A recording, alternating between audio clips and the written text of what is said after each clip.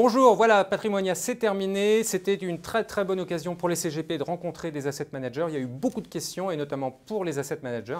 Nous en avons recueilli quelques-unes et nous avons trouvé l'asset manager qui accepte de répondre à ces questions. Mes deux invités sont en plateau. Laetitia Baldeschi, bonjour. Bonjour. Vous allez bien? Prête à jouer merci. le jeu? Très bien. Vincent Rouanel, vous aussi? Il y a beaucoup de questions pour vous. Bonjour Bogdan. Laetitia, je reviens à vous. En termes de risque politique, est-ce qu'il y a des choses à craindre pour les mois à venir?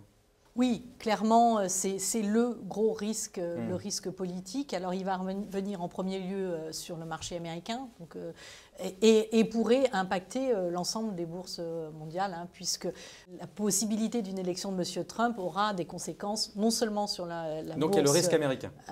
Est-ce qu'il y a ouais. d'autres risques politiques identifiés? Bien évidemment, les risques politiques européens. On a cette problématique de l'absence de gouvernement en Espagne.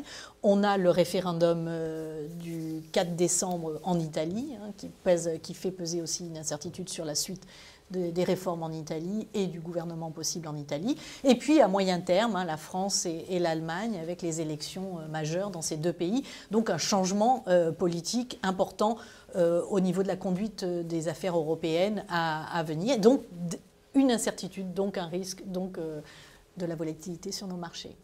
Très bien, on va rester sur l'international avec la question suivante. Il y a une réelle surperformance du fonds First Eagle. Est-ce que vous pourriez nous réexpliquer les raisons de cette surperformance? Alors oui, Vincent, parlez-nous un peu de First Eagle. Ce fonds investit dans des valeurs décotées. Donc des valeurs décotées qui sont moins courues par le marché, qui bénéficient d'un savoir-faire rare. Ces sociétés ont la capacité d'imposer leur prix. Donc c'est vrai que cette gestion dite très value, et value à l'américaine, c'est vraiment acheter des sociétés avec une marge de sécurité comprise entre 30 à 40%. Donc ça a bien marché. Valeur intrinsèque, tout à fait. Et est-ce que ça va marcher encore, ça? Alors, ça a bien marché parce que justement, le fonds n'était pas non plus complètement exposé aux actions. Et donc, il a pu acheter, notamment l'année dernière, mais sur des replis aussi cette année, des actions quand les autres investisseurs avaient plutôt tendance à les vendre. D'accord. Un des gros moteurs de performance aussi en 2016, c'est le secteur aurifère qui a particulièrement donc bien les matières performé. aurifères. Voilà. Et le fonds a toujours une exposition comprise entre 5 et 15% à ce secteur. Et les émergents? Vous n'en parlez pas. Il y a des choses à faire sur les émergents ou pas? Oui, on a vu que la Chine, finalement, qui avait beaucoup inquiété fin 2015, les choses s'arrangent, enfin se stabilisent, on va dire, en tout cas momentanément, ce qui permet aux autres pays émergents de reprendre un petit peu de vigueur, on va dire. Et puis les grands pays qui étaient très en situation très difficile, comme la Russie ou le Brésil, on voit un petit rebond. Donc là aussi, il y a du potentiel. Donc là, il y a un petit potentiel, on l'a vu, on en a parlé précédemment.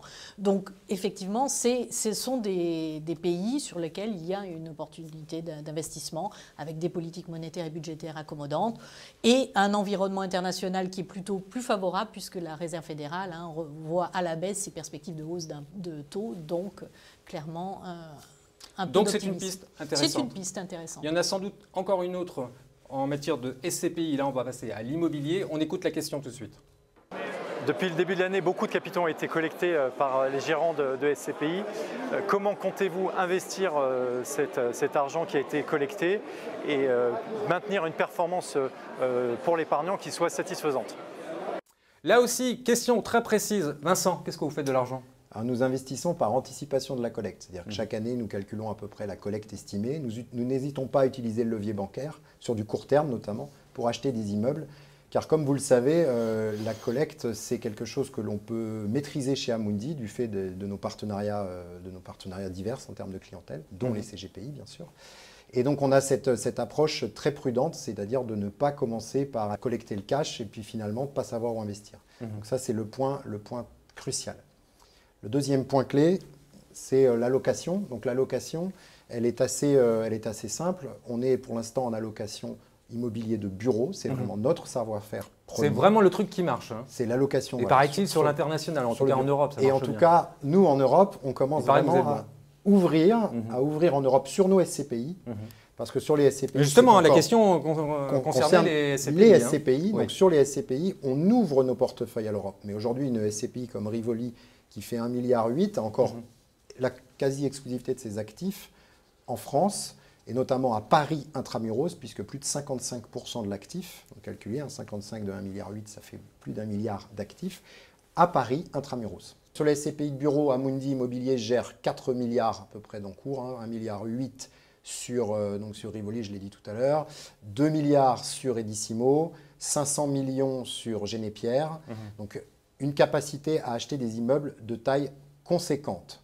Sur le deuxième point, c'est sur l'aspect distribution. Il faut comprendre une chose, c'est qu'aujourd'hui, les rendements vont finir par s'éroder.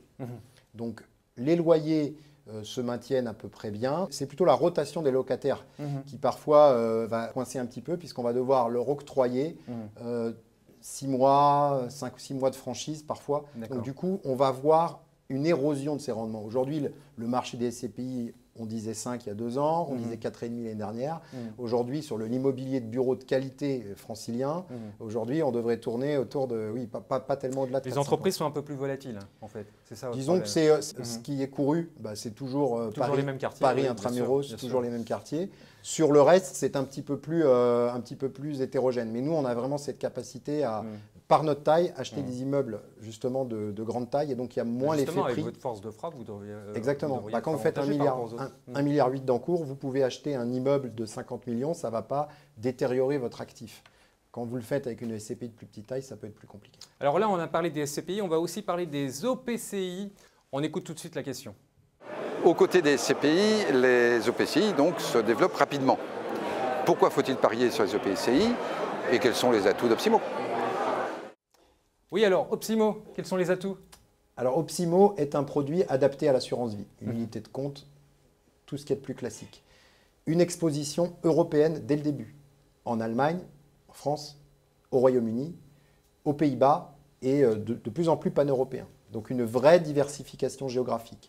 À côté de cela, nous avons, donc ça pèse à peu près 55% de l'actif. À côté de cela, nous avons des actions foncières cotées qui vont être vraiment le plus gros moteur de performance. C'est un moteur action, donc on sait que c'est plus volatile.